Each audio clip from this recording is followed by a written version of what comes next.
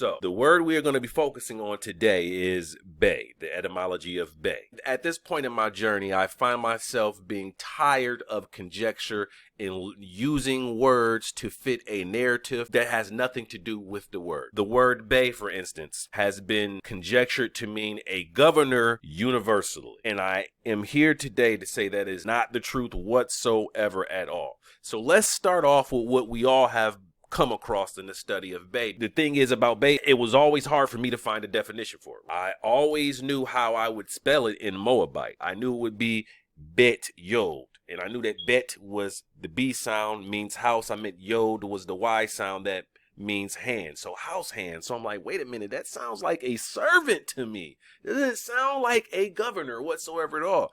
And the thing is, on top of that, there are no Moabite lexicons out there really, besides the one that's been put out by Brother Cosmo L. Peace and love to him. But there's been no Moabite lexicons out there. So the closest thing that you are going to get to the so-called Moabite tongue, of which Moors say that they are, is through Hebrew. That's the only way you're going to get that.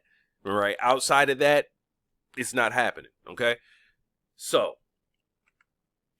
I typed in the etymology of Bey, and what I see here, it says Bey is a Turkic title for a chieftain and an honorific traditionally applied to people with special lineages to the leaders or rulers of variously sized areas in the numerous Turkic kingdoms, emirates, things of this nature. So we know that you had the Turkish Empire that spread, and what comes with the spreading of an empire is the titles from the original headquarters of that empire. So Bey is Turkish, comes from Turkey, right? But when the empire started spreading and you had agents in those countries, specifically people who were native to those lands up under those jurisdictions, they were taking those titles. A lot of them kept those titles.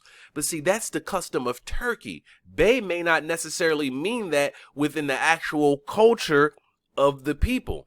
And finding out what I'm finding out now about Bey. So, since I finally came across the etymology, the origin, the root word for Bey and what it really means, I decided to do a video lecture on it, and that is the cover that you guys are looking at now. And we are going to be releasing this video lecture on July 20th, 2023. And if you like to be on the list to be notified of when this is going to be available in our store for purchase, because, at this point, we're tired of giving free content to platforms such as YouTube or any other tube or anything like them, and we have to fight for the monetization of our content. We won't be doing that here. So if you like to do any of the two, make a pre-order or just be added to our list so when it is available for purchase in the store for download and physical sales, what you need to do is go below this video and click that link, or click a button on the screen or below the video, depending on where you may be viewing this at. It's going to take you to fill out a form. You need to put in your first name, your last name, your email address, and a working phone number. Go ahead and click subscribe and confirm your subscription by checking your email address, and it may be in your spam, but confirm that, because if you don't, we can't communicate with you by email, which means we can't notify you of when this is going to be available for you in the store. Right now, we're just working on this video, making a few cuts, some changes, some edits, getting some soundtrack music made, but we're getting it done. So this is Judas Son, or Put It Out There TV. I definitely look forward to garnishing your attention for this video lecture. Indeed.